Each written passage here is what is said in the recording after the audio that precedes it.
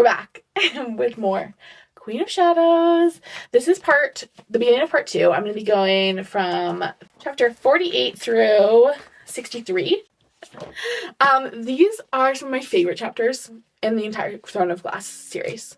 Like, I think pretty much, this is my favorite book, but I also love Empire of Storms and Tower of Dawn and Kingdom of Ash and Air of Fire. Like, they all slap at this point, but there's just, like, some really great moments, and truly, like, my favorite, like, action-y scene of the entire book is in this, of the entire series. So let's jump back in. If you recall, where we last left off, Lysandra had just offed Arobin, and Aelin had just, like, collected his will, essentially, and then with our witch girlies, Elide had finally made it down to the basement and had spotted, like, the little demon babies that the yellow legs were birthing, and Asterin was very unhappy about it. So that's exactly where we're going to pick up, is with Asterin's punishment. So the next morning after the whole Elide incident, Asterin is getting punished at breakfast because she's getting punished in front of everyone. As we know, witches love a corporal punishment, and so essentially that is what is happening. They're making a, like, spectacle of her punishment. And there's not, like, a kind of, normally after these corporal punishments, there's kind of, like, a return to, like, business as usual, but it leaves everyone in a really cranky mood. Like, no one is really vibing with it. She's sensing that the issues that keeps bringing up with Asterin are kind of planting dissension among all of the girlies.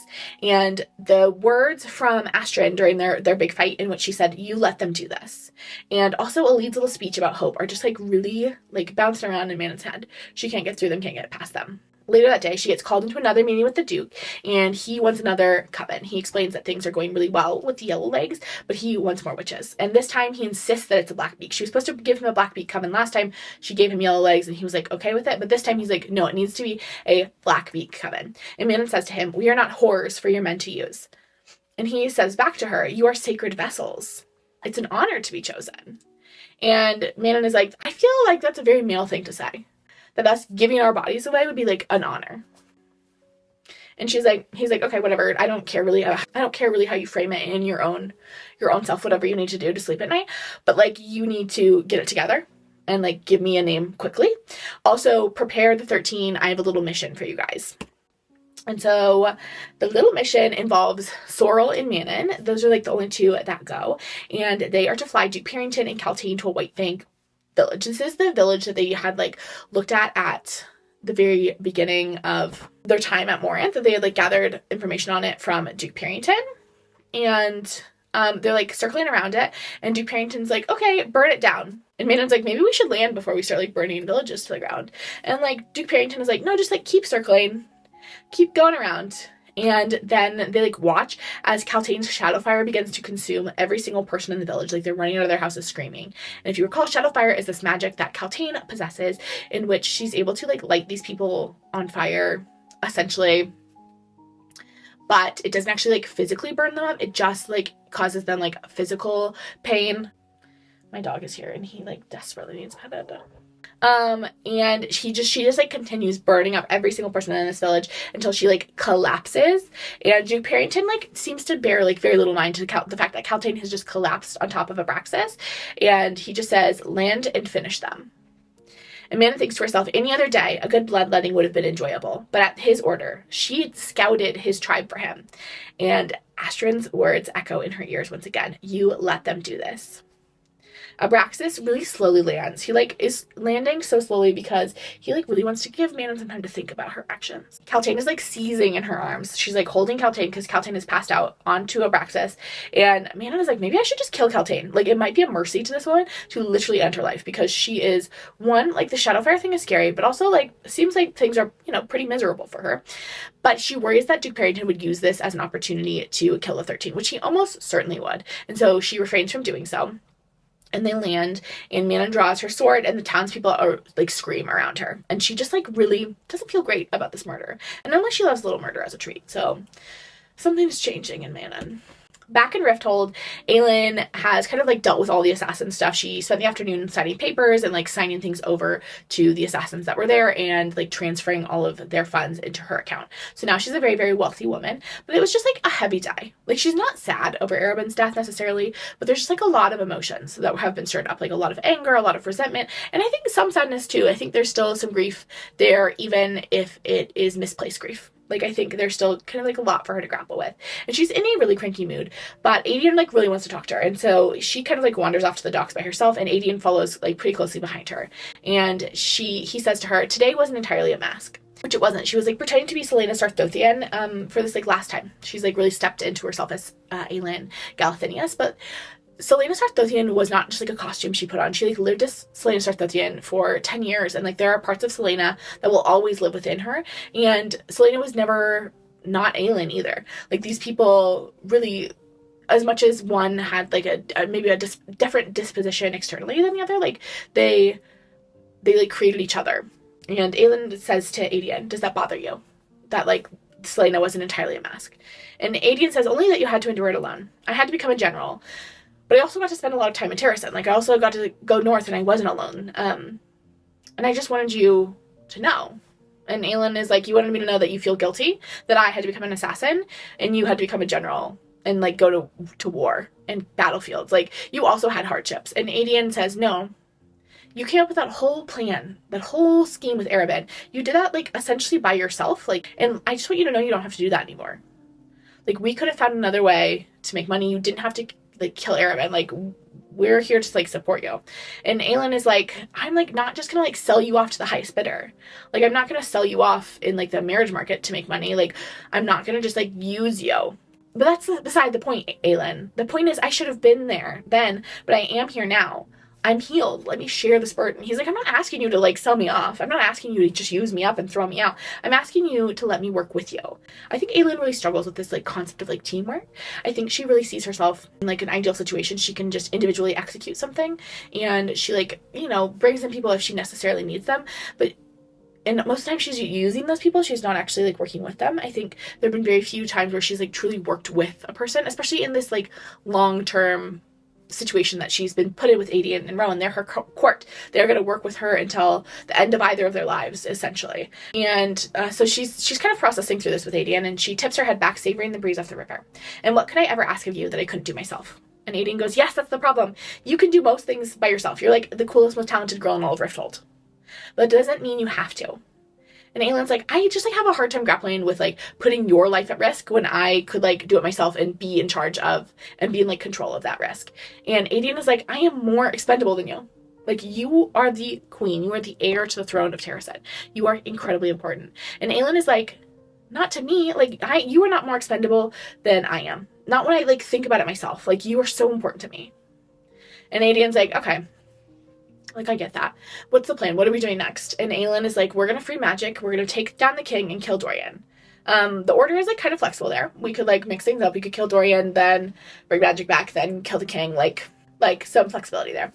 And Aedion's like, okay, how? And Aelin's like, well, Rowan's working on the first part. And Aedion's like, okay, it sounds like you have some more super sneaky plans that are going to just, like, stop my heart beating in its chest. And Aelin is just like, yeah, probably,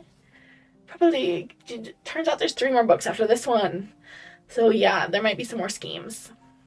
Sorry. Back at home, Aelin is going to bed. She's in her usual, like, scantily clad little nightgown. And Rowan is already there when she, like, comes in. He couldn't find Lorcan. He, like, looked for him in town, but he smelled him, but, like, couldn't quite locate him. And Rowan is just laying in bed and staring at the scars on her back, and he is thinking about how much time she spent in Endover and just, like, scheming how he's going to track down every overseer that ever has been in Endover and just, like, kill them slowly. We love that. What a cute Valentine's Day present. And he also then, like, speaks to her, and he says, I'm sorry that I snapped at you the other night. Like, I overstepped. I was just, like, kind of, like, caught off guard. And Aelin is like, it's fine. She, like, clearly does not want to talk about it. And is, like, you know, attempting to go to sleep. And Rowan is just laying there thinking about pursuing something with Aelin. Like, he's like, I've got feelings for this girl. It is very complicated by the fact that I also have, like, a lot of profound grief and a lot of feelings for my mate who has died. But also, like, like, I'm falling in love with Aelin a little bit. Like, I'm developing real feelings for her, and, like, I think I might want to pursue something. That next day, Aelin and Lysandra are undercover. They are going to get some information. They are undercover as these two wealthy ladies, and the rest of the gang is pretending to be bodyguards. Everyone's out today. We've got Nezrin, we've got Kale, we've got Rowan, we've got Adian, and then, of course, we've got the girls. Lysandra and Aelin. And Aelin is kind of, like, checking in with Lysandra to make sure she's still doing well after killing Arobynn. She's like, yeah, Clarisse isn't suspicious of me at all, but she is going to increase all of our debts to kind of, like, account for the fact that she's not going to be receiving Arobynn's inheritance anymore. So that's a little bit annoying, but, like, I guess it happens. This is a little confusing to me because, like, did Clarisse think Arobynn was going to die, like, soon? In my impression of things, Arobynn is, like, in his mid to late 30s. So, like, I don't know, his death didn't feel, like, imminent. How quickly was she planning on that inheritance showing up? Whatever. So, like, you know, things aren't great for Lysandra. And Aelin says to Lysandra, I can take Evangeline with me. Like, I can get her out of here. I can take her with me when we go up to Crescent. And Lysandra's like, into a war? You're about to start a war. Like, thanks but no thanks. Like, that seems actually like a worse place for an 11-year-old than the brothel. And, like, you know, the bar is, like, on the ground. And Aelin is like, that is kind of fair. And she's like, also, how are you feeling about having murdered Arobynn? Like, are you still doing okay? Like, you know, killing a person is kind of heavy. Kale, like, freaked out about it last time, so just want to check in, make sure you're doing okay. And Lysandra is like, I'm mostly fine. I, like, wish we could have told him. Like, I had to kill him kind of quickly, and I wish I could have told him that we were working together. That this death was not only a death from me, but also from you. Do you wish that you could have done it, Aelin? She asks, like, if losing that felt like something. And Aelin is like, no, not at all. And then they're kind of walking, and then Aelin compliments Lysandra about how cute her boobs look in the dress. She's like, oh my gosh, your boobs look incredible in that dress. And Lysandra is like, they are so annoying. I hate them. Like, the first thing I'm going to do when I get my shape shifter powers back is just be a flat-chested girly. We're getting rid of them. Honestly, like, if I didn't have to take care of Evangeline, I would probably just, like, turn into a wild animal and go live in the forest forever. Kind of, like, sick of human beings in general. And Aelin's like, that is crazy. I, like, wouldn't have, like, kind of pegged you to do that. Like, wouldn't you miss all of the, like, nice stuff about being a person? Like, dresses and outfits and, like, chocolate. And Lysandra says, of course I like the luxury. You think I don't love these gowns and jewels, but in the end, they're replaceable. I've come to value the people in my life more. And then Aelin says, Evangeline is lucky to have you. Because she assumes that's who Lysandra is speaking about. But Lysandra explains further. I wasn't just talking about her, Lysandra said as she chewed on her full lip. You. I am grateful for you. I love their friendship so much. The friendships in this book are so good. They're the best part. Take out every single romance. I don't even care. I don't need it. Okay, there's one romance I do need, and we haven't gotten there yet. But I want to keep the friendships. Then they get to this bakery, and there's this baker named Nellie. Nellie, they show up, and they're like, oh my gosh, hi, Nellie. We are looking for our pie supplier from the Shadow Market. And Nellie's like, I do not even know what you're talking about. And Aelin just starts pulling coins out of her purse and setting them on the counter. And she's like, we are, like, so hungry for pie. And Nellie's like, I still don't know what you're talking about.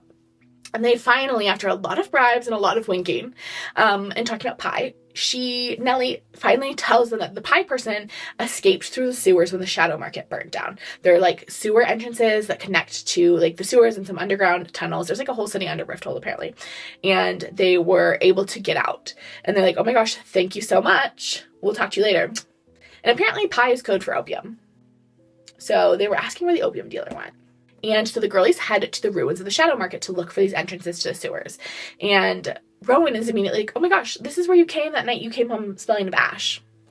And if you recall, the Shadow Markets were the place where the, essentially, like, the criminal markets in town, and they were burnt to the ground after Dorian's birthday as kind of, like, retribution against the rebels. But apparently a lot of it has moved its way underground. And Aelin, for some reason, has been out here, like, fairly recently, up to some sort of shenanigans at night. And Adian says to her, do you ever sleep? Which, like, no. She's a busy girl. She has a lot of schemes to get to. Anyway, they make their way over to the place where opium was being sold before the Shadow Market burnt down. And Aelin says to them, did you know that in addition to dealing opium, this man was rumored to sell hellfire? Which hellfire is essentially, like, this world's version of, like, dynamite. Like, it's an explosive that they use to explode stuff, as you do with explosives most of the time. And they get over there, and there's an opening to the sewers, and they climb inside. And Rowan says to her, you're going to use the hellfire to blow up the clock tower, aren't you? And Aelin reveals that she knows that the opium dealer was already caught. She knows that he's been caught and, like, taken in. Sorry for him. But she's hoping that his stash of hellfire is now just being left unguarded down here. And yes, obviously she's going to use it to blow up the clock tower. So they get down there, and they're not in the sewers, they're in these catacombs underneath the Shadow Market. The walls are like made of bones, very like Paris catacomb vibes. And they quickly realize that they are in this temple. And Aelin is like, we should quickly search. We should not spend too much time down here. The vibes are not great. And they search for the hellfire, and they only able to find like other illegal stuff. They find like some drugs and like some weapons and things, but they're like, oh, we need the hellfire. Aelin is like looking around, and she's like, oh my gosh, this place is like very old, like even older than you, Rowan, and you're ancient. And Rowan is like, okay, stop. And they realize very quickly that it was probably built around the same time Gavin was king. And she thinks to herself that she like sees a thing kind of like talking about this temple is like the temple for the like sin eater, this like god of truth. And she immediately like connects it to her sword, Damaris. She says to everyone, the sword of truth. That's what they called Damaris. Legend said the bearer, Gavin, could see the truth when he wielded it. Mala blessed Brandon, and she blessed Goldrin. She peered into the gloom. What if there was a god of truth, a sin eater? And what if he blessed Gavin and this sword? So she's connecting. So Mala blessed Goldrin. And she's thinking that maybe this like sin eater god blessed Gavin's sword, Damaris. They get further in, and they are able to find the hellfire in this like weird chamber in the back of the catacombs. And there's also a very like spooky looking giant like Eye of Aelin on the back wall of this like little alcove behind this white altar that is covered in word marks. And it's very cold in this room. They can see their breath. The vibes are truly terrible, even worse here than they had been before. And Aelin steps up to the eyeball, and the wall starts to move, and it reveals a bunch of word marks that begin to tell a story about Alina and Gavin. And Adian says, I've got a bad feeling about this. Very Scooby-Doo vibes, honestly. I'm gonna read you kind of a long excerpt. This gets into mythology. I promise it's important. It's about Gavin and Elena. The first panel describes them as the first king and queen of Ardalan, how they were mated. Then it jumps back to the war. It describes the demon wars with the Valg that had been left there after the first war. And the Valg, this time, were led by one of 3 kings, the king who remained trapped here after the gate was sealed. It says to look upon a king. To look upon a Valg king was to gaze into, she shook her head, madness? Despair? I don't know that symbol. He could take any form, but he appeared to them now as a handsome man with golden eyes, the eyes of the Valg king. They did not know his true name, so they called him Erewhon, the Dark King. This is Gavin's confessional from his deathbed. Her voice trembled as she said, they did not slay him, not by sword or fire or water or might could Erewhon be slain, or his body be destroyed. The eye, Aelin touched her hand to the necklace. The metal was warm. The eye contained him, only for a short time. No, not contained, but put him to sleep? I have a very, very bad feeling about this, Adian said. So they built him a sarcophagus of iron and some sort of indestructible stone, and they put it in a sealed tomb beneath a mountain, a crypt so dark that there was no air, no light. Upon the labyrinth of doors, she read, they put symbols unbreakable by any thief or key or force. You're saying they never killed Erewhon, Kale said. They buried him in the Black Mountains and built a keep atop the tomb so the noble family who dwelt above might guard it forever. There are no Black Mountains in Ardalan, Kale said. Aelin's mouth went dry. Rowan, she said quietly, how do you say Black Mountains in the old language? A pause, then he loosened a breath. Moranth, Rowan said. What are the odds, she said, that the king is sending his forces down to Moranth by mere coincidence? What are the odds, Adian countered, that our illustrious king has acquired a key that can unlock any door, even a door between worlds, and his second-in-command happens to own the very place where Erewhon is buried? The king is insane, Kale said. If he plans to raise Erewhon, who says he hasn't already? Adian said. Aelin glanced at Rowan. His face was grim. If there's a Valg king in this world, we need to move fast. Get those word keys and banish them all back to their hellhole. She nodded. Why now, though? He had the 2 keys for at least a decade. Why bring the Valg over now? It would make sense, Kale said, if he's doing it in anticipation of raising Erewhon again, to have an army ready for him to lead. Aelin's breathing was shallow. The summer solstice is in 10 days. If we bring magic down on the solstice when the sun is strongest, there's a good chance my power will be greater than 2. She turned to Adian. Tell me you found a lot of hellfire. Jump to the witches in Moranth. Manon is having a team meeting with the 13 to decide who the next Blackbeak Coven is going to be that they're going to send down to the basement to breed demon babies. Yay! What a fun little team meeting. And Manon is like already annoyed with everyone because no one will give her any suggestions. She's like, come on guys, we need to pick someone. We can't just ignore the High Witch's orders. please help me out. Why are you guys all being the worst? Why do you keep defying me? And Sorrel is like, we would never intentionally defy you, Manon, but we defy the human worm's right to use our bodies as if they were his own. Honestly, we're not going to send any of our sisters down there. Like, if you have to volunteer someone, volunteer the 13. We'd rather do it than send someone else down there to endure that torture. And Manon's like, okay, fine. That's what you want. We will let our bodies be ripped apart by little broken demon babies instead of going out with our wyverns and flying around and having a fun time and killing some boys. And Asterin says, okay, both of you are crazy. We are literally not going down there, but we are also not sending our sisters down there.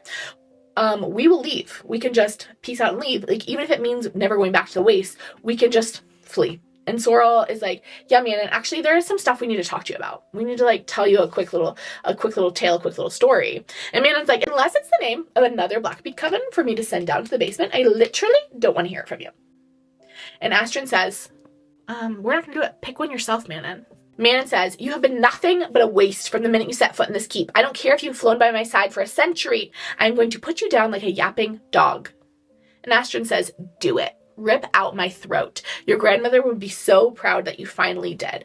Before either of them can, like, escalate. No one's ripped out anyone's throat. Sorrel hasn't told the story she needs to tell. No one has done anything. A man wanders in a wardstone collar. He shouldn't have been able to come in. There were, like, witches downstairs guarding the door. This is, like, a secure place where they could meet. And Manon pretty quickly realizes or suspects that this is the man that Aelin saw down in the basement. And she looks at him, and the world goes dark. Everything goes dark. And she's kind of tossed back into her memory, and she is tossed back into that moment where she was killing that Crescent witch from Airfire. Pretty quickly comes to, and she realizes the room is like completely drenched in darkness now, and she can't see the 13, but she can hear them struggling. She can hear some of her girls like screaming, and scary things are happening. And she moves by scent, and she has her sword drawn. She's like ready to attack this man that came in and to hurt her 13. And then she hears someone chuckling as someone, Evangeline, started screaming. Manon had never heard that sound. She had never heard any of them scream with fear and pain. And Manon jumps on top of this man. She's able to kind of like track him just using scent, and like pins him to the ground and asks who sent him. And Asterin holds his legs down. She's like, make him bleed, Manon. Get rid of this dude. And the man says his name is Roland, and he asks for death. And then the Valg takes back over. And as soon as the Valg takes back over, Manon rips his head off with her iron claws. Okay, cute, slay, fun. The darkness kind of like recedes then, and some of the 13 are like throwing up, sobbing. Their faces are white, like they're gone ashen. They're not looking great. They looked traumatized, and the others are like shaken, like they were like rattled by what happened, but they look totally fine. And Manon is like, that's so weird. There's like such a distinct difference. And she comes to realize that it has to do with their eye color. The witches who have like regular eye colors, who have like green or brown or blue eyes, are the ones that like seem to be like greatly affected. But the ones who hadn't been like really deeply hurt are the ones who had black eyes flecked with gold. And Manon is like notorious for her like gold eyes. And then Manon is like in a bad mood now. Like someone is coming after her 13. And that is not appropriate behavior. And so she goes to get some answers. And she winds up cornering Kaltain in one of the staircases. And she starts asking about Kaltain's shadow fire, because she feels like those two things must be connected. And she asks Kaltain, where does the shadow fire come from? And Kaltain says, just like she did last time, from me. And Manon like, okay, say more. Like, that doesn't totally check out to me. And Kaltain is like, I had power and melded with another source. Manon's like, okay, so what's the deal with the collar? And Kaltain is like, it doesn't come off. And Manon's like, okay. Do they want to collar us? Is like, that's their whole plan. And Kaltain is like, they don't want you, but kings. But Kaltain reaches out and uses her shadow fire and just like burns the crap out of Manon's wrist. And so Manon is like in pain, and Kaltain is able to get away from Manon. Back in Rifthold, the girlies are climbing out of the temple. We're in Kale's head, and he's like, it is kind of weird that I'm helping Aelin Galthinius like gather shadow fire. Like, that's kind of crazy. What has my life become? And he looks back and he sees Rowan helping Aelin out of the ashes of this fire, and he thinks to himself like how grateful he is that she has someone, that she's not alone anymore. And he's like, whoa, weird thought. Why am I like grateful that she has a new boyfriend? He is getting to the point where he like cares for Aelin more than he is worried about her, and more than he is kind of upset that they're not together anymore, which is great. We love the growth, Kale. They left all the hellfire in the tombs for safekeeping. Kale has not been clued into Aelin's plans, but like honestly, even though he's the dumbest boy in all the land, he like probably has figured out a little bit of it. When they get up to the surface, Nezran is like, where have you guys been? I've been looking for you for an hour. Ren ran into some trouble down at the border, but he also has a message for you guys. And Nezran goes on, the king has been building an army down in Morinth under Duke Parrington's supervision. The Valg guards around Rifthold are the first of them. More are coming this way. And Aelin asks, how many? Nezran's like a lot. Also, in addition to the guards, there are going to be an army of 3,000 Iron Teeth witches on wyverns. And Aelin is immediately like, yikes, because this is going to prevent any alliance between Terrasen and the Southern Kingdom, because they're going to act kind of as like a blockade between these two spaces. Like, they're planning to get out of Rifthold quite soon, so they're going to be able to get out, but once they get up to Terrasen, they're not going to be able to like make connections with the southern continent, because, or not the southern continent, but like the southern part of this continent, because of this like blockade. And she's like, this is going to be worrisome. And they immediately, her, Aelin, and Rowan immediately kind of start talking war strategy, and it is like kind of the first time that it dawns on Aelin that this is like a real war. This is not like a small series of like battles and script fights that are taking place in Rifthold, like have been up until this point. Like, her little schemes are not going to be enough to win a war. She's going to need like a military might, and like there's going to be multiple battles and like strategy that needs to happen. And it feels like very overwhelming to her. And Kale is hoping that all of this means that Aelin recognizes that she's going to need Dorian's help. This should be kind of a reminder to Aelin that having an alliance, having someone who can be on her side in Ardelane would be incredibly helpful. And then Aedion asks, why haven't they made a move yet? And Aelin says, they're waiting for me. They want me to make the first move. They want to wait to see what Aelin Galathynius, the Queen of Terrasen, is going to do. And they're like, oh yeah, that does make sense. And the meeting ends and they start to go their separate ways. But before they can kind of leave, before Kale and Nezran can leave, Aelin stops them. And she says to Nezran, thank you. Nezran paused, somehow knowing the queen had spoken to her. Aelin put a hand on her heart. For all that you are risking, thank you. Nezran's eyes flickered as she said, long live the queen. I just thought that moment was really powerful. I think the relationship between Nezran and Aelin is a really interesting one, because they don't spend a lot of time together. Like, Nezran mostly is working with Kale most of the time, but nor do their interests necessarily directly align. Like, Nezran is not connected to Terrasen in any substantial way, but she recognizes the importance of Aelin's fight for freedom for everyone, for all of the people. She's also not magical, so she doesn't have that magic connection either. Rowan and Aelin are walking home alone. Aedion had to go check in with Ren, and Kale and Nezran are off doing whatever. And Aelin is thinking about all the people who have already lost their lives in pursuit of this cause and of the war. People are already losing their lives for kind of gathering information at this stage, and she knows that the loss of life is just going to increase as we get into the battles and into the war.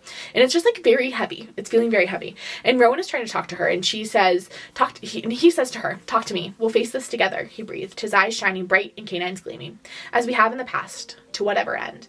But she's not ready to process it with him. She just needs to self-process, and Rowan is trying to be respectful of this, so he's giving her some space. He's letting her walk a few feet ahead of him, which is a little bit of a mistake, because Lorcan shows up. Hi Lorcan! And he shows up, he pops in, and he's immediately holding a knife to Aelin's throat before Rowan can even flinch. And Rowan is freaking out. Normally if he had magic, he would just be able to suffocate Lorcan, would be no big deal. But he knows he can't get to Aelin as fast as Lorcan can kill her. He literally has a knife on her throat. If Aelin moves a muscle, dead. And so he just kind of has to talk to Lorcan and try to talk him down. And Lorcan says to Rowan and Aelin, where's the word key? And Rowan says, we don't have it. Aelin can't actually speak at this point. He's holding, because the knife is so tightly pressed to her throat, if she starts talking or nodding, it won't be good. Anyway, Rowan says to Lorcan, we don't have it. And Lorcan says, we're on the same side, which is honestly a little hard to believe when you do have a knife to Aelin Galathynius' throat. Makes it a little tricky to think that you were on her side, but we'll hear you out. And Lorcan explains that Maeve didn't send him. And Lorcan continues. He's like, do you really think, let's use our little nogs here, that Maeve is so sentimental that she would trade a ring with just some sentimental value for a warrior, for Rowan? A warrior that has been under her service for decades and is super well trained. You think she wouldn't use a ring for that? No. That ring is important because it is magic. It allows her to be immune from the Valg powers. And Rowan is okay, cool, thanks for that little update information. Still doesn't answer the question, why are you here trying to get the word keys if Maeve wasn't the one who sent you? And Lorcan says, okay, here's the thing. Maeve wants the word keys, But I know that if my queen gets the ward keys, it will destroy her because she will try to turn herself into a god. It'll just be too much for her. So I'm going to track down the keys and destroy them and get rid of them so she can't use them. And Rowan is like, sorry, that sounds so fake. I feel like you're lying to me. And Lorcan is like, I'm not lying to you. I am just thinking long term. But I just want to let you guys know that I'm willing to trade the ring for the key. And like, I think based on what I know about what's happening, you really do need that ring. Can you imagine like what things would be like if Aelin was taken under Val control for like reals? It would be bad, right? Just something to ponder. And then he leaves. Aelin's totally fine, but Rowan is super shaken up, and they walk home together, and Rowan won't talk to her on the whole way home, and then as soon as they get back to the apartment, he locks himself in the bathroom to take a bath. And when he finally comes out, she's like, you can't just shut me out like that. We, like, need each other. We, like, need to talk about what Lorcan just said to us. And Rowan is like, I failed you tonight. And Aelin's like, it's okay. And as Rowan is like, I broke your trust. And Aelin's like, you didn't give him the key. Like, you didn't do anything that, like, was unredeemable. Like, no big deal. And Rowan says back to her, I would have. God's Aelin. He had me, and he didn't even know it. He could have waited another minute, and I would have told him. Ring or no ring. Erewhon, witches, the king, Maeve. I would face all of them, but losing you. He bowed his head, his breath warming her mouth as he closed his eyes. I failed you tonight, he murmured, his voice hoarse. I'm sorry. You have nothing to be sorry for, she whispered. I trust you, Rowan. I missed you, he said quietly, his gaze darting between her mouth and her eyes. When I was in Wendelin, I lied when I said I didn't. For the moment you left, I missed you so much I went out of my mind. I was glad for the excuse to track Lorcan here to see you again. And tonight, when he had that knife at your throat, the warmth of his calloused fingers bloomed through her as he traced a path over the cut on her neck. I kept thinking about how you might never know that I missed you with only an ocean between us. But if it was death separating us, I would find you. I don't care how many rules it would break. Even if I had to get all 3 keys myself and open a gate, I would find you again. Always. Okay. What a great line, Rowan. We love that. Then Aelin is like holding his face. And she tilts her head to the side and kind of like shows Rowan her neck. She says to him, I wouldn't let anyone else at my throat. It's this like sign of trust that she's hoping to like appeal to the more animal side of Rowan. SarahJMaas's Fae are always like portrayed as like very like animalistic, like they're much more like instinctual, like they do so much more based on like scent than humans, and so she's trying to kind of appeal to that aspect of him. And then he kind of like half bites her neck, like he puts his teeth on her neck. I told you guys he watched Twilight. Like he read Midnight Sun when it came out in 2020. Rowan loves a Twilight book. Okay, he's a Twilight girly. Anyway, and then he's like, not now. We can't let this go any further right now. And Aelin's like, why? We've been slow burning for like a book and a half. Like we could like, you know, speed things up. Let things burn all the way. Let things get a little spicy. And Rowan is like, I do want an audience when we continue things. And this apartment has thin walls. He says more than this, but truly, like, this is as much as I can tell you without feeling embarrassed. So if you would like more, you're gonna have to read the actual book. And Aelin says, this changes things. And Rowan says, things have been changing for a while. Like, whether we were willing to recognize it or not, things have been shifting between us for a hot minute. They go to bed and Aelin thinks to herself, like, I am in trouble. Like, this is gonna be trouble. Me and this and Rowan relationship. Check in with Dorian. Is Dorian still having a bad time? Turns out he is still having a bad time. He is like currently like actively torturing people, and he's growing to sort of like it. The last line in his little Dorian chapter is, so he drank the man's pain, his fear, his sorrow, and he learned to like it. Okay, cool.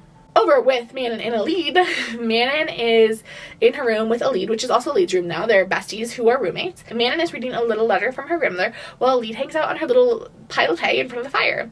And Elide is planning to run away soon. The next supply caravan should be there in just like a few days, and she's really excited to get the heck out of there. She's like eager. She's like gathering her supplies. She's ready to go. But Manon explains the contents of this letter. She says to Elide, in 3 days, the 13 and I will be headed out to a forest out north, like a forest that's just north of Rifthold, and we're probably going to be gone for like a few days, and I think while we're gone, you need to hide. Like, you need to make yourself real scarce while we are gone. We will not be here to kind of like protect you, so like be careful. And Elide's like, okay. But she's like mostly like, I'm getting out while you're gone. Like, the supply caravan should come while the girls are gone, while the 13 are gone. And so Elide's like, this should actually work out kind of perfectly. So the girlies, the 13, head to this forest north of Ardelane, to the northern part of Ardelane, to set up a secure perimeter for Grandmother and the King to have a meeting. Grandmother Blackbeak is showing the King this weapon that she's been working on.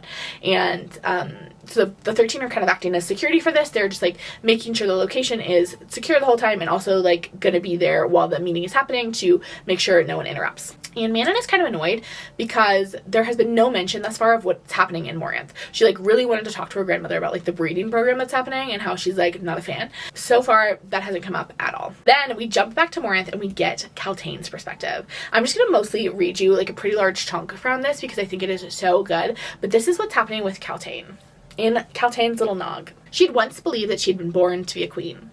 She had since learned that she had been born to be a wolf. The Duke had even put a collar on her like a dog, and had shoved a demon prince inside her. She'd let it win for a time, curling up so tightly inside herself that the prince forgot she was there, and waited. In that cocoon of darkness, she bided her time, letting him think her gone, letting them do what they wanted to the mortal shell around her. It was in that cocoon where the shadow fire began to flicker, fueling her, feeding her. Long ago, when she was small and clean, flames of gold had crackled at her fingers, secret and hidden.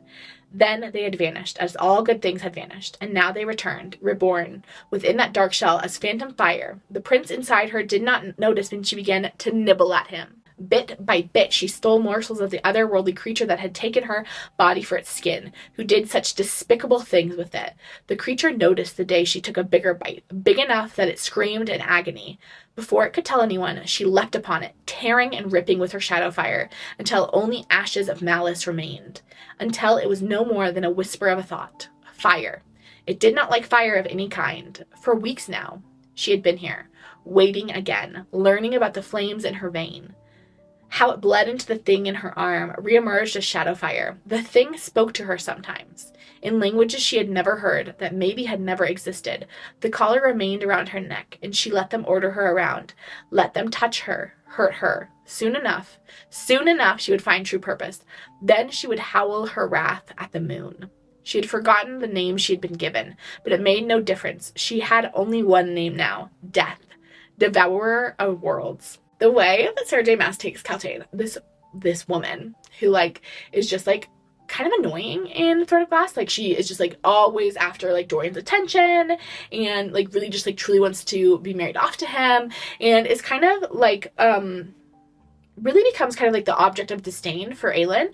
Like very much like she is the girl that becomes like the object of like the not like other girls tendency of Aelin to be like, at least I'm not like Kaltain, and turns her into this like creature, this devourer of worlds.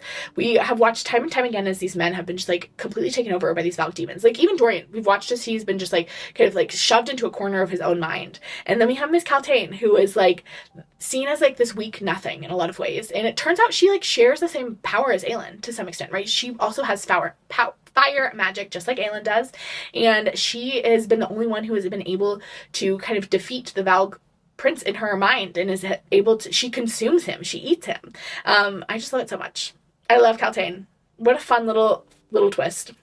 Back in Rifthold, Rowan and Aelin wake up, and they immediately are like, oh my gosh, someone has broken into the warehouse. And for some reason, Aelin is convinced it's a ghost.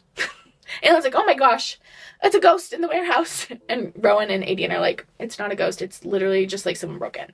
And they go down there and they find Evangeline. And she is there because Lysandra has been taken by the king's men. It was in Erebin's will that the king be told that Lysandra's bloodline was a bloodline of shapeshifters. And Rowan like goes over and picks up Evangeline and is like holding her and hugging her. It's very sweet. It's very cute. And then he has a little eyeball combo with Aelin and is like, okay, we need to be out of these apartments in 10 minutes because we don't know if Erebin also sold your like the location of your warehouse apartment to the king. Like this all could have been in his will. We need to be careful. And Aelin immediately knows that Erebin must have found out about the friendship that had formed between Aelin and Lysandra. Like they had been careful and they hadn't thought that he had caught on, but he must have caught on because of this. And she thinks to herself, Erebin had done this, a final card up his sleeve. He'd known about Lysandra, about their friendship. He didn't like to share his belongings. The line about not liking to share his belongings is something he said when Sam died. And to have it come up again, to have once again this like person that she's grown close to, this person that has become her friend, be taken from her because of who she is. Like the only reason that they are being taken is because she's Aelin. Is like devastating, and is like really just like a replica of what happened to Sam, and in some extents also what happened to Nehemia, and she's like kind of reeling from that. And then Nezrin and Kale show up, and they like also have some information, and it turns out that the king and Dorian are headed to this forest north of Rifthold to meet with the witches. Also, they're bringing a prisoner with them. And Aelin immediately knows that prisoner is Lysandra. And she starts kind of like freaking out a little bit.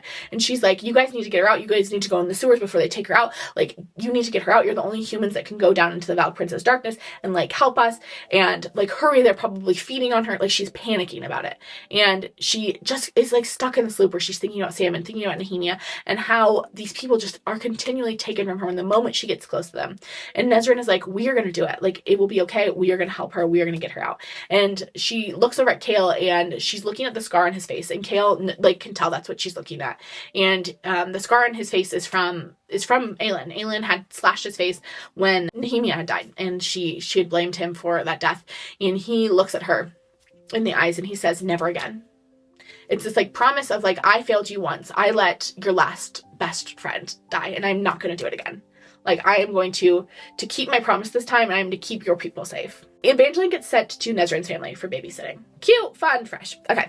Then everyone heads up. So Nezrin, Kale, Aelin, and Rowan all head up to this forest up north. They go to this like ramshackle inn, and they are like planning what they're going to be doing.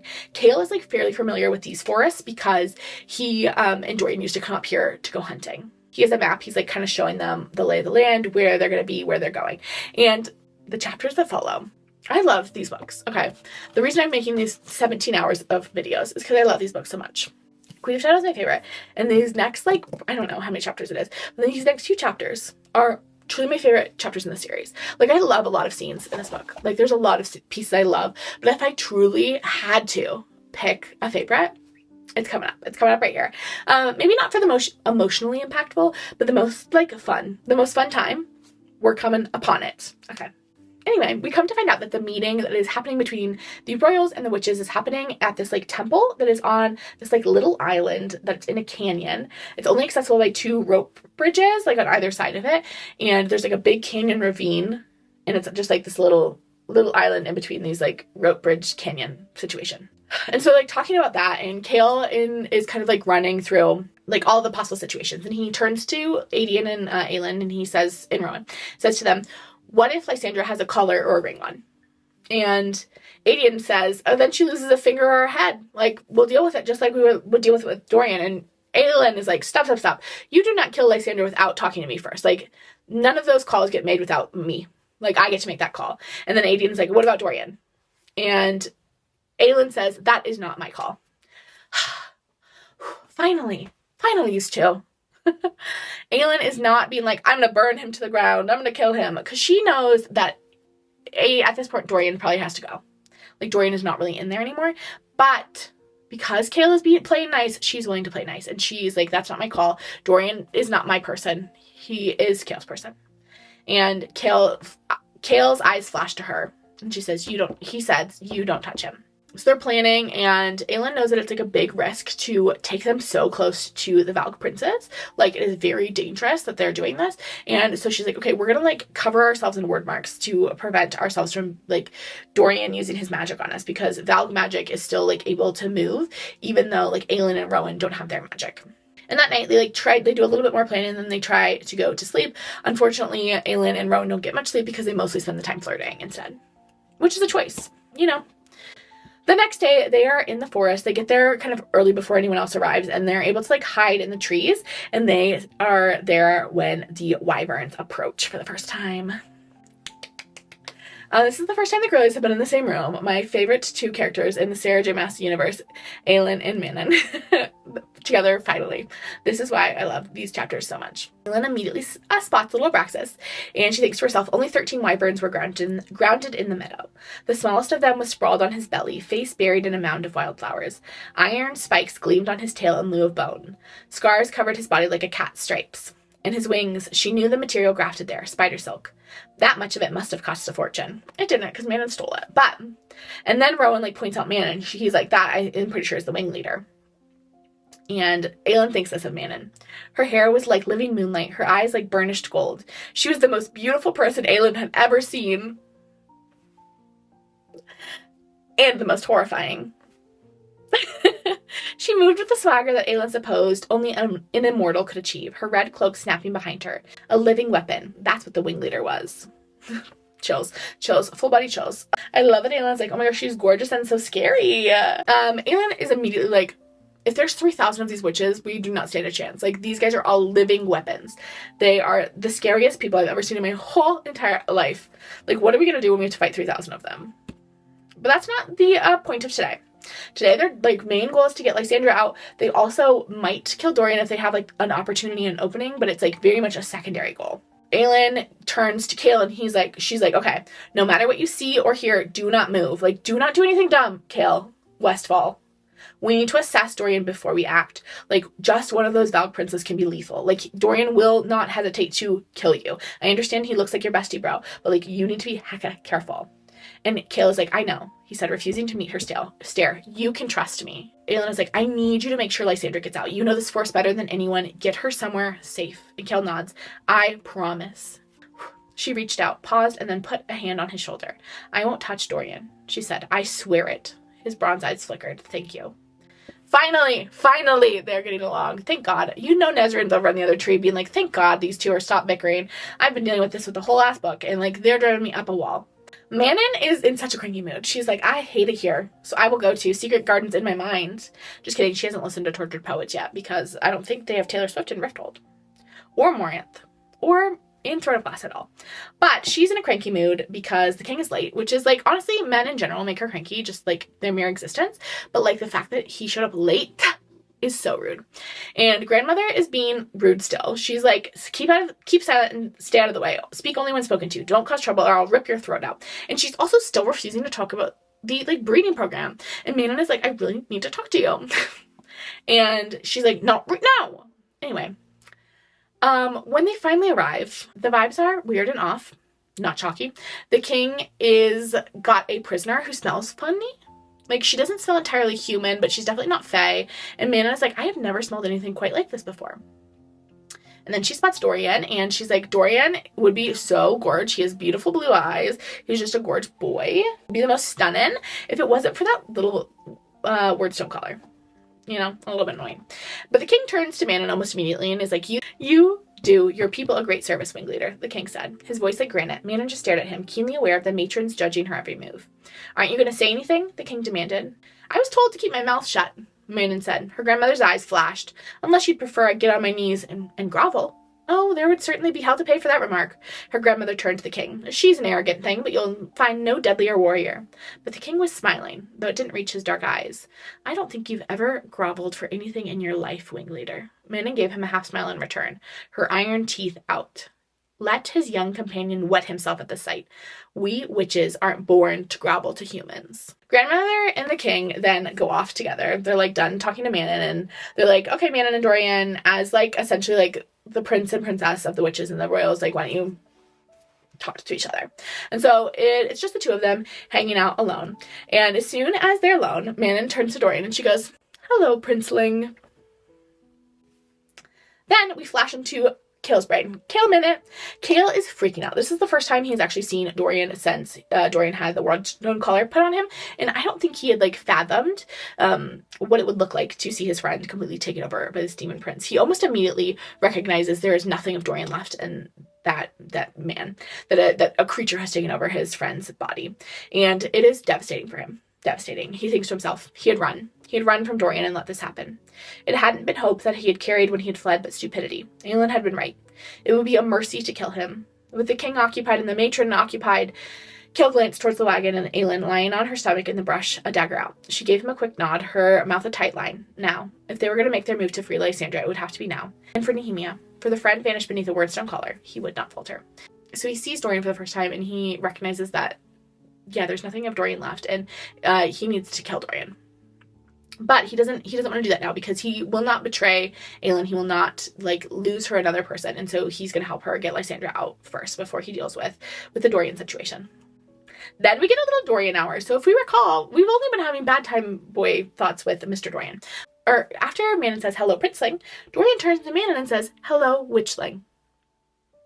And he almost immediately realizes that it was him saying those words, not the Valg. He has not been able to speak through the Valg since he got the collar put on him. He's not been able to overpower him. Aelin is one of his best friends, is at his throat with a sword, about ready to chop his head off, begging him to give her a little sign.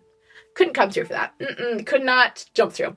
The king is literally torturing him, trying to get Aelin's name out of him. He was able to, like, resist that a little bit, but he wasn't able to, like, come to the surface. Still not enough. A pretty girl looks at him and calls him princeling. Here he is. He's ready. We should have known that, like, flirting as, like, kind of, like, Dorian's, like, primary tenet of his heart would have been the thing to save him. It has always been, like, his greatest power. And so Manon says to him after he says hello witchling, "Is there a reason you're smiling at me? Or shall I interpret it as a death wish?" And then Dorian says, "Do I need a reason to smile at a beautiful woman?" The Valak prince inside him is freaking out. One, because it's the first time he's lost control of Dorian, but also because Manon is exceptionally dangerous and he, like, recognizes this. And he's a little bit worried that Dorian's going to get himself killed, which wouldn't be good for the Valak prince living inside of him. But Dorian just keeps going. Manon says to him, "I'm not a woman." Her iron nails glinted as she crossed her arms. "And you?" She sniffed. "Man or demon?" "Prince," he said. That's what the thing inside of him was. He had never learned his name. He cocked his head. "I've never been with a witch before." Let her rip out his throat for that. Let her end it. A row of iron fangs snapped down over her teeth as her smile grew. "I've been with plenty of men. You're all the same. Taste all the same." She looked over him as if he were her next meal. "I dare you," he managed to say. Her eyes narrowed like the gold of living embers. He'd never seen anyone so beautiful. Aelin and Dorian agreed on one thing. Manon, stunna. This witch had been crafted from the darkness between stars. "I think not, Prince," she said in her midnight voice. She sniffed again, nose crinkling slightly. "But would you bleed red or black?" Okay, ready? Dorian may have been tortured mentally in his brain, locked in a corner for months and months and weeks at this point. He may be all alone. He may be begging for death. But you know what he's not? He's not going to fail to deliver a line excellently. So as Manon says, "But would you bleed red or black?" Dorian turns to her and says, "I'll bleed whatever color you tell me to." I'm sorry. That line would be excellent even if you weren't being taken over by a Valak demon and had been tortured for a few months. This is a 10 out of 10 line. Dorian! And then Manon asks his name and he doesn't remember. He's like, "I don't remember my name." But then she asks it again, this time stroking her iron claws along his wordstone collar. She's getting flirty back. And he says, "Dorian."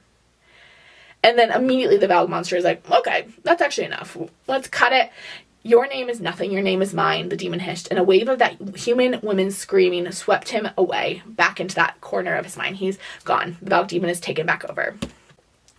But Aelin was listening. Aelin was watching all this happen, and she freezes when she hears Dorian's name. Because that would have been enough of a sign when she was going to kill him last time to leave him alone. But the next thing she hears, all the humanity is gone from Dorian's voice again, and she's like, okay, maybe it was nothing. Maybe, like, the demon just knows his name. Like, it could be, like, truly nothing, but it does make her pause. And then she starts to think, like, Dorian is, like, really different than all the other Valak princes she encountered. Like, he's not, like, leaking darkness. He doesn't have that same, like, energy about him.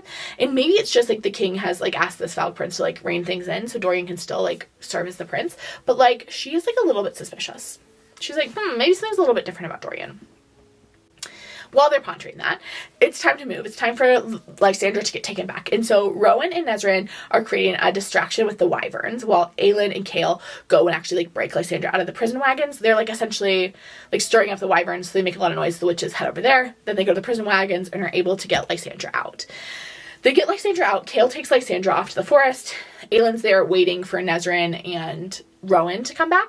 And they are like, okay, we're gonna leave Dorian behind. We've, like, there hasn't been an opening to kill him, like, but, like, we know a little bit more about him. Something to consider. Let's go. But before they leave, Aelin sees Grandmother Blackbeak scratch Manon in the face. She, like, grabs her face and scratches her. And Manon is like, "Grandmother, I sent you all these letters." And Grandmother turns to Manon and says, "I received your whining, sniveling letters, and I burned them. You are under orders to obey. Did you not think my silence was intentional? Do as the Duke says." And Manon says, "How can you allow these?" Another strike, 4 more lines bleeding down the witch's face. "You dare question me? You think yourself as good as a high witch now that you're wing leader?" And Manon is like, "Whoa." And she, Grandmother instructs Manon to go look in the wagons. So Manon is seeing this weapon that Grandmother has been working on. And Aelin's like, "Okay, we need to get out of here. We've got Lysandra, let's GTFO." But when they get to the spot where Lysandra and Kale were supposed to be waiting for them, only Lysandra's there. Kale is gone. Where did Kale go? Where's our bestie friend Kale? Our bestie friend Kale has decided that he needs to kill Dorian. It's a mercy, and he's decided that he's going to sacrifice himself. He's going to go kill Dorian and then kill the king if he can, and then he knows he's never going to, like, be able to, like, kill the king, kill Dorian and get out of there alive, but he's willing to make that sacrifice. Unfortunately, he's the dumbest boy in all the land, and he does not follow the royal party. He follows the witches. I, like, do not know how this happens. Like, I do not know. But he stumbles through the trees, and it's the 13 and all their wyverns. Kale, beloved, what are you doing? As soon as Aelin and Rowan figure out that Kale is gone, they follow, along with Adian, they follow Kale's scent, and they end up in the same clearing with all the witches. And Aelin's thinking to herself, if that dumbass gets anyone hurt, I'm gonna kill him. I told him not to do anything stupid, and he told me he wasn't going to. So Rowan steps into the clearing, and Manon has, like, Kale by, like, the throat with her little iron claws, and Rowan says, let him go. And Manon says, I did not take orders from Fey bastards. And Rowan says again, let him go, or it will be the last mistake you make, wing leader. And Manon is like, the king is not too far down the road. Perhaps I should just hand you over to him. He'll be furious to learn that you stole his prisoner from me. Maybe you'll appease him, boy. And then Aelin says, if you want a prize to give to the king, then take me. And Kale's like, don't. And the wing leader is like, I'm literally going to take all of you. I don't know why you're, like, bargaining which one of you I'm going to take. There's 13 of us and 3.5 of you. So I'm just going to take the whole crew, the whole round of us. And we also have dragons. Like, what are you guys doing? You guys are so dumb. I'm not negotiating with you. Adian's got his sword up and he says, you can try to take us. And Aelin says, if you enter into a fight with us, you and your companions will die. And the wing leader looked her up and down. Who are you? It was an order, not a question. Aelin Galathinius. Surprise, and perhaps something else Aelin couldn't identify, sparked in the wing leader's golden eyes. The Queen of Terrasen. Aelin bowed, not daring to take her attention off the witch. At your service. You know what sparkled in Manon's eyes? A little bit of recognition, because Miss Lead, her bestie, her little witchling bestie back at the keep, is looking for Miss Aelin Galathinius, and she's found her. Manon's like, now we're in Manon's head, and we're assessing the situation, and she recognizes that Rowan is very, very dangerous. Rowan is very dangerous. Adian is a little less dangerous, but he's still, like, a war general and would still pose a little bit of a threat. And Aelin also, like, moves like a warrior, but also is, like, fidgeting very nervously. Like, she, like, keeps, like, scraping her feet in the ground and, like, moving around and wriggling, and Manon is a little bit like, okay. And she's like, you know what, maybe it's not worth it. I, like, don't really want any of the 13 to die. I actually don't really care that much about this, like, cause in general. So, like, maybe we should go. And Aelin turns to her and she says, well, wing leader? And Manon gives Kale back. She's like, I have no interest in prisoners or battling today, Manon said. The Queen of Terrasen gave her a grin. Good. Manon turned away, barking at her 13 to get on their mounts. I suppose, the Queen went on, that makes you smarter than Baba Yellow Legs. Why did Aelin say this? I don't know, for fun, for a good time. For the plot, okay? Asterin whirls around at that. And she says, what do you know of Baba Yellow Legs? The Queen gave a low chuckle despite a warning growl from the Fey warrior. Rowan is being like, fuck Aelin. We were about to leave. We have Kale back. Why are you poking her? Why?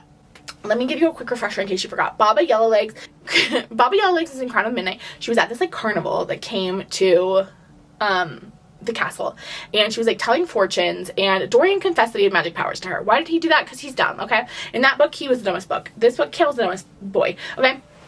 It switches. They take turns, Dorian and Kale. They share one brain cell. Aelin had killed Baba Yellow Legs, and there was something on her that, like, marked her as a witch killer. The Queen tugged apart the lapels of her tunics, revealing a necklace of thin scars as the wind shifted. The scent, iron, stone, and pure hatred, hit Manon like a rock to the face. Every Iron Teeth witch knew the scent that forever lingered on those scars. Witch killer. Perhaps Manon would lose herself in blood and gore instead. You're carrion, Manon said, and lunged, only to slam face first into an invisible wall. Then the gang is like, okay, we gotta go. And they're running towards the temple to try to get away, because they cross one bridge to the temple, and then they can cross to the other side, and, like, the wyverns are kind of, like, trapped in the trees and the brush. Like, they're gonna have to, like, get to a clearing so they can fly, and so if they can get across and over to the other side, like, the wyverns will be able to come after them. But Manon is coming, like, pretty directly after them, and she's got a bow and arrow, and she's shooting arrows, and they can only cross the bridge one at a time, because these bridges are, like, pretty rickety, and they don't want the bridge to, like, go careening down to the bottom of the the ravine. So Kale and Aedion make it across, and then Aelin is going across because Rowan is like, you have to go first. Like, don't be an idiot. There's no way I'm gonna go before you. But then Manon is shooting arrows at Aelin, and Aelin is able to dodge the first one, but the second one is about to come like straight for her heart. But Rowan jumps in front of her, and the arrow gets him right in the shoulder, and he's bleeding like pretty badly. And Aelin is screaming about it. She is like because this arrow came very close to piercing Rowan's heart, and she's like screaming. He's bleeding pretty badly, and Aelin is like, Aelin has the killing calm come over her. She's like, I'm gonna kill literally everyone now. Okay, now you've made me really mad. And she turns around, and Rowan's like, we gotta run, girly. I'm like bleeding out. We gotta like go. The witches are gonna get us. And Aelin is like, no. I'm gonna get the witches. Anyway, thus begins chapter 60. At my funeral, I would like the audiobook of chapter 60 from Queen of Shadows to play. We can play that, and then we can launch right into Champagne Problems by Taylor Swift, and that will just be like really encompass everything that I like truly love in this world. And the last last bits of my legacy I want to leave on is just the just true, beautiful glory and wonder that is chapter 60. We're about to jump into it, because Aelin has decided that she's not going to let Manon go home without a little bit of a fight. She's got her swords out, and the girlies are sword fighting. Manon is angry because Aelin froze her in place with some word marks. That's why she had been fidgeting in the dirt. Also the Baba Yellow Legs thing, but she feels particularly upset about the word marks thing because she feels like very taken advantage of in that situation. And Aelin's honestly just mad that Manon shot Rowan. Like, Rowan is her boy, and that is not acceptable behavior. Asterin's shooting arrows from the other side of the bridge, but Manon turns around, whirls around, and is like, Asterin, stop. She's mine. Like, I get to kill her, not you. And Aelin is also giving similar orders to the boys on the others. The boys have made it across. Aedion and Kale and Rowan have made it across, and she turns to them, and she says, because Aedion's about to come back and help her, and she says, no. She's mine. Like, this is girly to girly. SarahJMaas heroine to SarahJMaas heroine. But shortly after they began sword fighting, Aelin says, swords are boring, and she palmed 2 fighting knives. Manon sheathed wind cleaver along her own back. She flicked her wrists, the iron nails shooting out. So she's like, Aelin's like, we're gonna use hunting knives. And Manon's like, I'm just gonna use claws. Ugh. She cracked her jaws and her fangs descended. Indeed. The queen looked at the nails, the teeth, and grinned. Honestly, it was a shame that Manon had to kill her. I just love it so much. The girlies are just going toe to toe. They are fighting. They've made it like to the temple, and so they're on this like little stone island fighting on this like very old rickety temple. Aelin knows the boys are like safe on the other side, and she just needs to escape Manon and then like make it across the bridge, and she'll be safe too. But Manon is fighting like very aggressively, and she's like a little bit overwhelmed. It's not often that Aelin encounters an opponent that is like truly well matched, but her and Manon are like very perfectly matched, and they start like kind of bumping into the temple as they're like aggressively fighting, and the temple starts to like literally fall apart around them. Like, columns are falling down, shingles are falling off the roof. Like, this temple is gonna go down, and like maybe this little island that's in between 2 rope bridges is gonna go down too. The island is like starting to collapse. Like, Aelin can feel it. She needs to get across on that rope bridge and across, and Aelin is close enough to that bridge that she's able to make it, but she looks over, and Manon has gotten knocked over by one of these like pillars off the temple. The stones have like piled on top of her, and so she's laying there and she can't get up, and the temple is going to like fall into this ravine. And Aelin hears Asterin screaming on her knees, begging for Manon to get up, and Aelin feels a tug. Aelin had felt it before, a thread in the world, a current running between her and someone else. She had felt it one night years ago, and given a young healer the money she needed to get the hell out of this continent, she'd felt that tug and decided to tug back. Here it was again, that tug towards Manon, whose arms buckled as she collapsed into the stone. Her enemy, her new enemy, who would have killed her and Rowan if given the chance, a monster incarnate. But perhaps the monsters needed to look out for each other every now and again. I'm going to read it again. Did you hear it the first time? I'm going to read it again for you. But perhaps the monsters needed to look out for each other every now and again. So Aelin runs over to Manon, helps her like out from underneath all the rubble, pulls her up, and they run over the bridge off the island together. And Aelin turns to Manon and says, "You are too good a fighter to kill," Aelin breathed, hooking an arm under Manon's shoulders and hauling her up. The rock swayed to the left but held. "Oh gods, if I die because of you, I'll beat the shit out of you in hell." She could have sworn the witch let out a broken laugh as she got to her feet, nearly dead weight in Aelin's arms. "You should have let me die," Manon rasped as they limped over to the rubble. I know, Aelin panted. They barely make it to the other side before the whole thing collapses. Aedion has Aelin and is able to like haul her on to like the shore. I don't know, what is it called? The cliff? Able to haul her onto, like, solid ground. And Kale helps Manon up on the other side. But Manon's not in great shape, and Manon almost immediately passes out. When she comes to, she is surrounded by, like, the 13. They've made it over to her, finally. And Rowan and Adian and Aelin are all gone. And Kale, obviously. And she thinks to herself, the Queen of Crescent had saved her life. Manon didn't know what to make of it. For now, she owed her enemy a life debt. And she had just learned how thoroughly her grandmother and the King of Ardalan intended to destroy them. Because she saw that weapon. Aelin and the gang are headed out. They are doing what little they can to, like, help Rowan in the forest. But he needs medical attention. He's bleeding quite badly. Like, he is bleeding everywhere. Kale is, like, covered in his blood from trying to, like, staunch the wound. And they decide, because there's no really where in Rifthold they can take him for it to be safe, because he's, like, a fae dude. So, like, taking him anywhere would be, like, really, really dangerous. So instead they decide to take him to Nezrin's family's country house, because there's, like, a midwife who lives there. And they're hopeful that she can help him, even though, like, obviously midwifery and, like, battle wounds are not the same thing. But it's all they can think of for now. And they get there, and Fleetfoot greets them at the country house. This is where Fleetfoot is living. She's living her bestie little life. And Nezrin's family's housekeeper's wife, who is a midwife, Marta, tends to Rowan, and she's like, you are so lucky you're alive. Like, it was so close to hitting something vital. Also, you lost a lot of blood. Whoever, like, put the, like, moss on you, like, saved your life, because, like, you would have died. Like, you were so close to death. But she's able to, like, patch him up, and because he's fae, he's able to heal a little bit quicker than usual. So while he's back at the thing recovering, Aelin goes down to the creek to kind of, like, wash off, because she is also not in great shape after her fight with Manon. And Kale follows, like, pretty quickly behind her, and he comes out to her. The first thing he's like, I am so sorry that I am the dumbest boy in all the land, and I got Rowan really, really hurt. I, like, really was going to go kill Dorian. You were right about it. I, like, did not mean to get your boyfriend shot. Like, that part was a total accident. And Aelin is like, we all made weird choices today. Like, I saved my enemy's life today. And Kale thinks to himself, and though he stood taller than her, he felt smaller as Aelin stared at him. No, not just Aelin. Queen Aelin Ashriver Galathinius. He realized he was staring at him. They tried to shoot my Rowan, Aelin said, through the heart, and I saved her anyway. I know, he said. I'm sorry, he said again. She gazed up at the stars, towards the north. Her face was so cold. Would you have killed him if you had the chance? Yes, Kale breathed. I was ready for that. She slowly turned to him. We'll do it together. We'll free magic, then you and I will go in there and end it together. You're not going to insist that I stay back. How can I deny you that last gift to him? Aelin. Her shoulders sagged slightly. I don't blame you. If it had been Rowan with that collar around his neck, I would have done the same thing.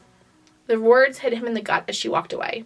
A monster, he'd called her weeks ago. He had believed it, and allowed it to be a shield against the bitter tang of disappointment and sorrow. He was a fool. So Aelin and the girlies head back to Rifthold in the morning, but going back the night before, Manon lands in front of the king's party as they are leaving the forest. She, like, rights herself enough to get on a Abraxas and fly. She lands in front of them, and the king is like, whoa, why do you look so bad, and what do you want? And Manon says, there are rebels in your woods. They took your little prisoner out of your wagon, and then they tried to attack me and my 13. I slaughtered all of them. I hope you don't mind. They left 3 of your men dead in the wagon, though. It seems their loss wasn't noticed. And the king's like, okay, why are you here? And Manon's like, just letting you know that we don't transport prisoners. We are killers, not FedEx, okay? Like, we are not just, like, a package delivery service, sir. And then she thinks to herself, she'd planned on telling the king about Aelin, about the rebels who called themselves Adian, Rowan, and Kale. But they were human and could not travel swiftly. Not if they were injured. She owed her enemy a life debt. And then she asked the king about her grandmother's weapon using... essentially, this weapon is this thing constructed of mirrors that is going to harness shadow fire and turn shadow fire into a weapon. And so she asked about it, and the king is like, this is not for you to know. And Manon is like, I do not like surprises. I do not like being kept in the dark about these things. And she thinks to herself, the weapon wasn't for winning glory or triumph or for the love of battle. It was for extermination. A full-scale slaughter would involve little fighting at all. Any opposing army, even Aelin and her warriors, would be defenseless. Back in Moranth, Elide is waiting on the supply wagon. It's a few days late, but it's finally gotten here. So she is like, oh my gosh, finally it's here. I'm going to be able to get out. And she runs up to Manon's room up in the tower to, like, gather the supplies that, like, to grab the supplies that she's been gathering for, like, weeks now. And she gets up there, and Uncle Vernon is sitting on Manon's bed. And Uncle Vernon is like, where the hecky do you think you're going, Loca? Like, and she's like, and he's like, don't bother trying to, like, scream or run. Your witches aren't here to save you. Like, there's no one here for you. And then he goes over and he slices her arm with a knife, and she like bleeds, and that's obviously red. And he says, "You are not really a witch after all, are you? You're bleeding red." And Aelin says, "I'm a Blackbeak." She like refuses to cower in the face of her uncle. And in her mind, she hears, "Fight, fight," her blood saying, "You do not let him cage you. Your mother went down fighting. She was a witch, and you are a witch. You do not yield. You do not yield." And so she like fights Uncle Vernon, but she's not able to overpower him. And he grabs her. He's like, come with me. And Aelin's like still fighting him. She's like, "No, absolutely not." And Uncle Vernon says, "Don't you know what a prize you will be, what you might be able to do?" And then he takes her down to the dungeons. As soon as the 13 are back in Morinth, Manon is summoned to meet with the Duke. And the Duke is like, "What happened to you?" Again, Manon is still looking hecka disheveled from her fight with Aelin. And Manon is like, "Rebels." She doesn't mention Aelin Galathinius because she thinks it might put Aelin in danger. She knows that if Uncle Vernon were to hear word that Aelin Galathinius is like back and around, that he might immediately kill Aelin because Aelin Galathinius is like very dangerous to Uncle Vernon's power. And Duke Parrington says, "The king has sent files, like good news, the witches are finally going to get to do what you wanted to do. He has people for you to take care of and like some missions for you to do some killing in." "Fun, you're welcome." And Manon is like, "Did he also send that Valg prince for us to kill?" Duke Parrington is like, "Yeah, Roland had outlived his usefulness, and we wanted to check to see like how you girls would do with him." And Manon's like, great, thank you." And the files give Manon information about like Elway and Melisande and like a couple other places in the Empire, but she also learns about Terracent. And she learns that Aelin has fire magic, although not within the continent because magic has been eliminated from the continent. But she learns what she did in Wendelin when she had access to her fire magic, and she also learns that Adian was a former general, and she also learns that Chaol is the captain of the guard and a lifelong best friends with Dorian. They suspect that Chaol is probably still in Rifthold because he's probably trying to free Dorian. And she very quickly figures out that these guys were not in the forest to spy. They were not there to gather information, but they were there to try to save their friend, the prince, and whatever prisoner they took from the prison wagons. And she's like, "Oh my gosh, the king doesn't know how close he was to like his greatest enemies." And she thinks to herself, that's why the captain had come running. He had come to kill the prince, the only mercy he believed he could offer him. The rebels did not know that the man was still inside of him. Manon is like, "Oh, they don't know that he's not completely gone. The Valg prince has not completely taken over Dorian. Dorian is still in there." And then Manon, as soon as she leaves Duke Parrington's office, Asterin pulls Manon aside and is like, "I need to talk to you. Can we go somewhere?" Leave the keep together, and they fly into the mountains to find this like very isolated spot. It's only the two of them. Sorrel and Vestra offer to come with, but Manon's like, no, if things had gotten to the point where Asterin could not be trusted to be alone with her, Manon did not want to consider it. Perhaps that's why she had agreed to come. Perhaps because of the scream Asterin had issued from the other side of the ravine. It had been so like the scream of the blue-blood heir Petra, when her wyvern had been ripped to shreds, like the scream of Petra's mother when Petra and her wyvern Keely had tumbled into thin air. She's not able to name it because the witches are not given the vocabulary to deal with like friendship and love, but like clearly like Asterin loves her, and she like knows that.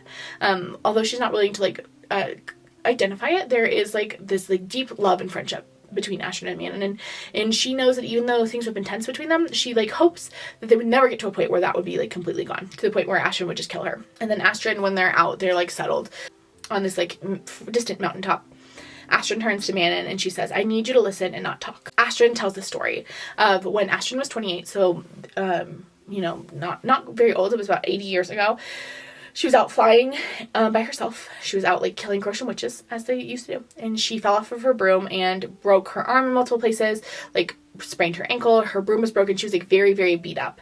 And she like recognized all this and then like pretty quickly passed out. And when she woke up again, this man who lived in a fairly remote cabin had taken her into his cabin. And usually she would have killed him, but she was like too weak to kill him. And also he was taking care of her. He spent the next like week or so, a few days, feeding her and giving her water and like helping her recover as she like laid in bed and recovered from her injuries. And she ended up staying with him for 5 months. They both knew who the other they knew who the other was. They knew, one of them was a human and one of them was a witch. But like at that moment they were the same age and they wanted the same things, and she stayed with him for 5 months and helped him hunt, and just like they like lived together and lived this like very like quiet, simple, lovely little life together, and would have continued to do so, but she was called back to the keep where the witches were living at the time, and she like left him, but she promised to return. But when she got back to the keep, she was a month pregnant, And she didn't tell anyone until the 4th month because, like, witches were, like, to keep a witchling is difficult. And, like, a lot of pregnancies are lost very, like, early in the witches' lives. But in the 4th month, she decided to tell grandmother Blackbeak, and grandmother put her on bed rest and put her in this, like, tower in the keep, just, like, to keep her safe. And she was, like, hidden up in this tower, unable to leave. And she doesn't say anything about the man, though, because she knows that if grandmother were to know about the man, and the fact that Asterin wanted to go back and talk to him, that grandmother would have that man killed. So she kept that a secret, and she just stayed up in the tower. She was hidden from everyone. Like, Manon didn't even know she was up there. I made a plan. The moment I recovered from birth, the moment they looked away, I'd take the witchling to her father and present her to him. I thought maybe a life in the forest, quiet and peaceful, would be better for my witchling than the bloodshed we had. I thought maybe I would be better. I thought maybe it would be better for me. Like, at the end of all this, give birth, but it's a stillborn. Like, very devastating. This, like, incredibly devastating to Asterin. She, like, goes through this, like, very intense labor, and then her child is not alive. And she says to Manon, your grandmother struck me. She beat me again and again. All I wanted was to see my witchling, and she ordered them to have her burned instead. She refused to let me see her. I was a disgrace to every witch who had come before me. I was to blame for a defective witchling. I had dishonored the Blackbeaks. I had disappointed her. She screamed at me again and again. When I sobbed, she... So, like, this was grandmother's response to this incredible loss. And then Asterin pauses her story, and she begins to take her shirt off. She, like, takes her jacket off, takes her shirt off, and across her stomach is the word unclean, is, like, branded into her abdomen. And Asterin explains, she branded me, had them heat up the iron in the same flame where my witchling burned, and stamped each letter herself. She said I had no business ever trying to conceive a Blackbeak again, that most men would take one look at the word and run. And she explains that Sorrel and Vestra were there because they, like, happened to be at the keep at the time that she was giving birth, and they had been in the room, and so they'd seen this happen, and so they knew, and they kind of took her in and took care of her for the next few months. But a few months later, she decided she was ready to fight. She, like, didn't want to, like, just let this ruin her, didn't want this to be the end of her. And so she was back out hunting Crocians, and she said Manon, she had returned to the keep with, like, 3 Crocian witch hearts in a box. And she's, like, remembers coming back and Manon saying to her, like, I'm so proud to have such a strong second. And Asterin explained she never went back to the hunter. She, like, thought about it a lot, but she wasn't sure how she would explain everything that happened to him, how she'd explain the mark, how she'd explain how she had been pregnant but now wasn't anymore. But she would check on him a lot. She would fly over his cabin and just, like, check in and see what he was doing. And she says he was never married, and even when he was an old man, I'd sometimes see him on that front porch, as if he were waiting for someone. And then Asterin says to Manon, I would dedicate my life wholly to being your second, to serving you, not your grandmother, because I knew your grandmother had hidden me from you for a reason. I think she knew you would have fought for me. And whatever your grandmother saw in you that made her afraid, it was worth waiting for, worth serving. So I have. Sorrel, Vestra, and I have known for a very long time what your grandmother is capable of. We never said anything because we feared that if you knew, it could jeopardize you. The day you saved Petra instead of letting her fall, you weren't the only one who understood why your grandmother made you slaughter that Crocian. Asterin shook her head. I am begging you, Manon. Do not let your grandmother and these men take our witches and use them like this. Do not let them turn our witchlings into monsters. What they've already done. I am begging you to help me undo it. Manon swallowed hard, her throat achingly tight. If we defy them, they will come after us. They will kill us. I know, we all know. That's what we wanted to tell you the other night. Manon looked at her cousin's shirt, as if she could see through to the brand beneath. That's why you've been behaving this way. I am not foolish enough to pretend that I do not have a weak spot where witchlings are concerned. I do not think it's a weak spot, Manon admitted, and glanced over her shoulder, where Abraxas was sniffing at the wildflowers. You are to be reinstated as my second. Asterin bowed her head. I am so sorry, Manon. You have nothing to be sorry for. Manon gazed westward towards the mountains. Hope. Elite had said. Hope for a better future, for a home. Not obedience, brutality, discipline, but hope. We need to proceed carefully. Asterin blinked, the gold flecks in her black eyes glittering. What are you planning? Something very stupid, I think. Okay. This is where we're going to leave. Sorry, this has been so many parts, but I, like, truly... What do you want me to do? This is my favorite. I love the witches. This is the witches pop off in this part. Okay, we've got our last chunk of the book still coming up, the very last, like, 20 or so chapters, and then we'll be done with Queen of Shadows, and then on to Empire of Storms, which is so exciting. Are you excited? I'm excited. Subscribe if you haven't already. I would love to have you, so you know when the next video is up. I will talk to you in the next one. It's going to be a good one. I mean, all of these are going to be good ones. These books are just, I love them with my whole heart. Okay, I'll talk to you then. Goodbye.